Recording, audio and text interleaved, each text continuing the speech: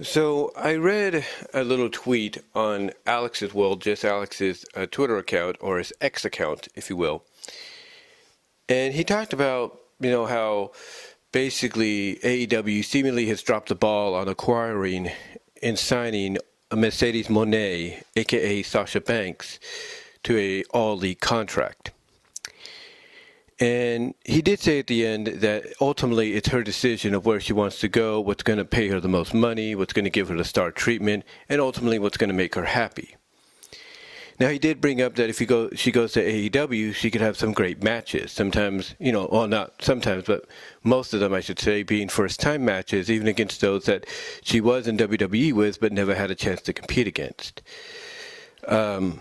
He also mentioned that in WWE, though, apparently she's already being set up or planned into for a return to help Bayley once Bayley gets kicked out of Damage Control. And again, this all sounds great, but like he said, and I think I've said this before, it's ultimately her decision. And when you think about it, it does feel like it's leaning more towards her going back to WWE. Now, you might say, well, we don't know that, and that's true, we don't. For all we know, she could surprise us at World's End. The final pay-per-view for AEW in 2023, she could surprise us there and make her debut and be all elite. And that would be a huge blow. That would be a huge blow to any plans potentially WWE has for her involving Bayley and Damage Control. It could. But we'll have to see. But right now, it feels like she's leaning more towards WWE. And according to reports, any working plans AEW had for her have been tossed out the window. But again, you have to wonder who is she going to side with? I mean, when you look at AEW, yeah, the matches she could have would be great. There's no doubt that Tony Khan would want to treat her like a megastar, in that women's division. But would he? Would he want to do that? I mean, let's be honest. When he signed Saraya, a.k.a. Paige, everybody thought, oh, she's going to be the one. She's going to get treated with the star treatment. And what's gone on? What's happened? Yeah, she won the women's championship at Wembley Stadium, but then she lost it a few weeks later. And now she's just back to being in a regular tag team with Ruby Soho. As Shane Helms would say, what's up with that? What's up with that? It's like, what's up with that? And that doesn't make sense. And then and then speaking of champions, the woman that, the woman she beat it for, or she beat it for, won it back from her. Well, I wouldn't say won it back from her, but you get the idea. Yeah, she won it back from her, that being Hikaru Shida, who then lost it to Toni Storm. You see what I'm saying? And then you look at, before Saraya, you look at Athena, formerly Ember Moon, and you think, oh, she's being brought in, she's going to be a big deal and everything. And what's happened to her? Regulated for the past 373 days to Ring of Honor as the women's champion. Which, look, being the Ring of Honor women's champion is not a bad thing. But once you've beaten everybody in front of you, what else is there left for you to do? And how many times has she been on AEW television where a lot of people feel she rightfully needs to be? What, a few times? And why?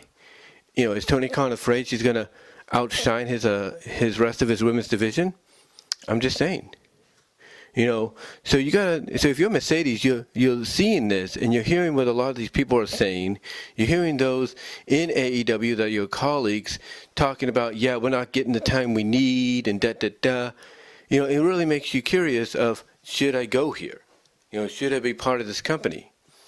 And one also has to think, and I didn't bring this up in the previous audio video, but one has to think, is Tony Khan creating this women's television title in Ring of Honor to lure Mercedes over?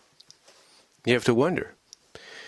Because if he is, it might backfire in his face because, Alex said it best. She's going to want star treatment. And star treatment does not mean being in a half-empty arena, post-collision airings or post-Dynamite airings, for Ring of Honor tapings, star treatment doesn't mean that. Star treatment doesn't mean being regulated to a paywall show that people can view on their phone or their computers. It doesn't mean that. I mean, star treatment means, being in front of everybody, being given the very elite treatment of treatments, being put into main events of AEW pay-per-views and stuff like that. And if being the Ring of Honor Women's Television Champion, the first one ever, means, oh, you're just going to get regulated to Honor Club, that don't work for her. That don't. It doesn't. I mean, yes, you'd have some, great matches and everything, first-time matches, as I mentioned, I think I've mentioned, against people that she's never faced before and people she could have faced in WWE but never could, but now she could. I mean, there's no doubt there's opportunity. But would it be enough? Would it be enough? And then you look on the WWE side of things, and the way things are going, according to reports, it does feel like she's leaning more towards WWE and returning there as Sasha Banks than she is going to AEW as Mercedes Mone. And that's a fact. I mean, when you have reports saying that any plans that they had for her are out the window, that's not a good sign. That being AEW. Any plans they had for her are out the window. So the question is, would a WWE return as Sasha Banks, or maybe even as Mercedes Mone, would that be enough for her? Would that be enough to make her happy? And that's a good question. I mean, you have the perfect angle for her to be involved in. You have an opportunity to go with that angle, or even say, hey, we're going to put you against Rhea and Becky in a triple threat for the Women's World Title at WrestleMania. Have you win the Rumble to make that happen? Could that be another direction they go in? Absolutely. Absolutely, it could be that. It could be a direction they go in. There's no doubt. Absolutely no doubt. And would they be willing to pay her what she wants? Oh yeah, they'll pay her what she wants, probably even more. Would they give her a little bit of creative freedom? Oh hell yeah. Hell yeah, they would. Would they let her kind of be like Cody Rhodes and CM Punk and Seth Rollins and a few others and just go off bullet points and speak her mind and say what she wants to say to enhance the story and get people's attention? Heck yeah. Heck yeah, they would. There's no doubt. I mean, this isn't Vince McMahon's show anymore. This is Triple H and Nick Khan's and Mark Shapiro's show and Ari Emanuel's show. They're running things now. So yeah, I think definitely they would give her what she wants, and more. But there is a factor, and that's trust. Now you might ask yourself, what does he mean by trust? Well, look at it this way. In 2022, in the summer and fall, in the summer of 2022 up to the end of 2022, everything seemed to be right with the world, right? Triple H was running things, correctly the way fans wanted. Certain stars were getting pushed, certain stars were returning, and so on and so forth. So on and so forth, right? But what happened towards the end of the year and in the beginning of this year? Reports were coming out, accurate reports, that Vince McMahon was nosing around again. The air had been cleared for him, for the time, to stick his nose around. And what happened? The end result was ultimately he blew up the Raw after WrestleMania. Creatively, he blew it up. And what did they have to do? About a week or two later, they had to fix it. They had to put Triple H back in charge and say, oh shit, we got to fix this. And that's what they did. But he blew it up. And if you're Mercedes Mone, and you're hearing from your colleagues that, yeah, Vince McMahon is back, in the saddle again, or Vince McMahon is calling the shots remotely via Zoom, or he's hiding in some office in the building we don't know of, calling the shots, trying to make it seem like he's not there. And, oh, by the way, he was in Gorilla calling the shots on the Raw after Mania, and basically he blew up all the creative plans that day. If you're Mercedes and you're hearing this from your colleagues, and you're seeing video evidence of, the future, at the time, future world champion, or soon to be future world champion Seth Rollins getting angry because somebody at ringside, a producer at ringside, said, "Oh yeah, we got to cut this because Vince said so." It's like, these are not good signs for you to say, you know what, I was considering it, but you know what, I'm not going to go, but I'm going to change my mind. I'm going to go all elite. Yeah. If you're Mercedes and you're seeing all this, you're hearing all this, you would consider, backtracking and deciding, hey, I'm going to go be all elite instead. Because now you're believing, oh crap, Vince is back in charge. And then you're hearing, not only is he back in charge, but you're hearing that he's selling the company to a new owner in Ari Emanuel and Endeavor. You're hearing reports that they're good friends, and that kind of does worry you a little bit. That does kind of worry you a little bit, like, oh, do I really want to go back? I mean, yeah, it does seem like you're trying to give Triple H a little bit of power here and there creatively, but do I really want to go back? You're not too sure. You're not too sure, right? You're not too sure. So you're like, I'm going to back off. I'm going to consider being all elite instead. But then what's happened? What's happened? The negativity you would hear about WWE slowly dissipates. And you start hearing reports of Vince McMahon is no longer creatively in control. It's Paul Levesque, 99.9% in control. Vince only has a very 0.1% of control, 0.1%. You're hearing this. You're hearing that other things are coming about Vince McMahon that could negatively affect him and remove him. You're hearing that the people of the TKO board and Endeavor boards are like, yeah, this guy's going to have to go soon. You start hearing all this. You start seeing improvement on screen creatively. You're hearing once again you're talking to colleagues over there and friends, and they're saying, oh yeah, things are great now. Things are better. Things are as they should be. Now your decision starts to become more in favor of, maybe I could return home to WWE. Maybe I could return there and be Sasha Banks, but with a bit of a Mercedes Mone, tweak to my character. You start strongly considering it.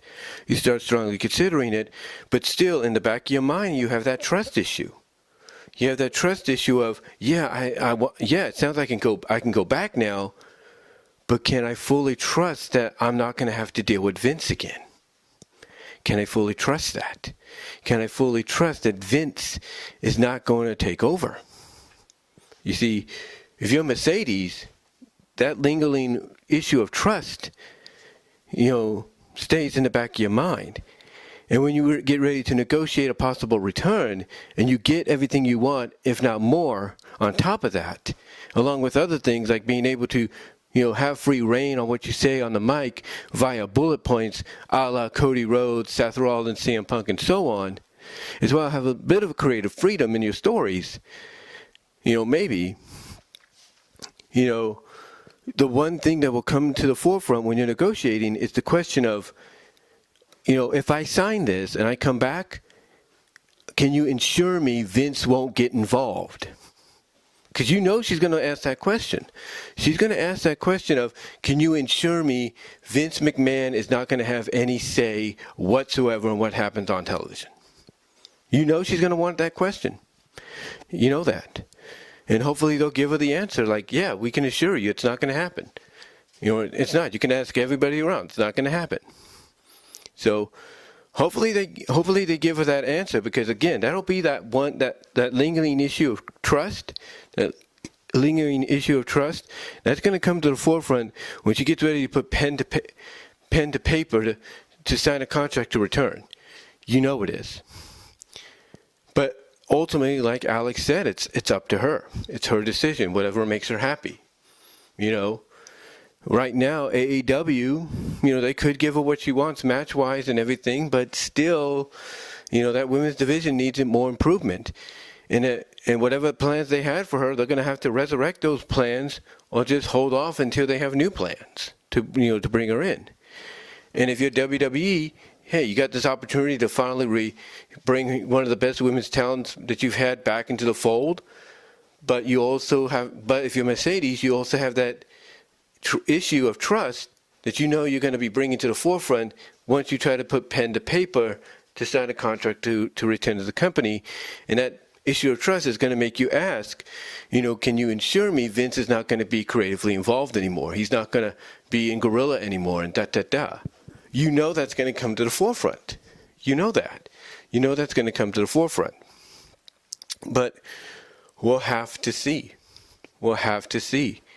But anyway, I do agree with Alex. It's ultimately up to her. It's ultimately up to her. But what do you guys think? What do you think Mercedes will land? Who do you think likely, more than likely, I should say, could land her contractually? Let me know in the comment section below, as well as in the live chat. Love to hear from each and every one of you. And until next time, I am out.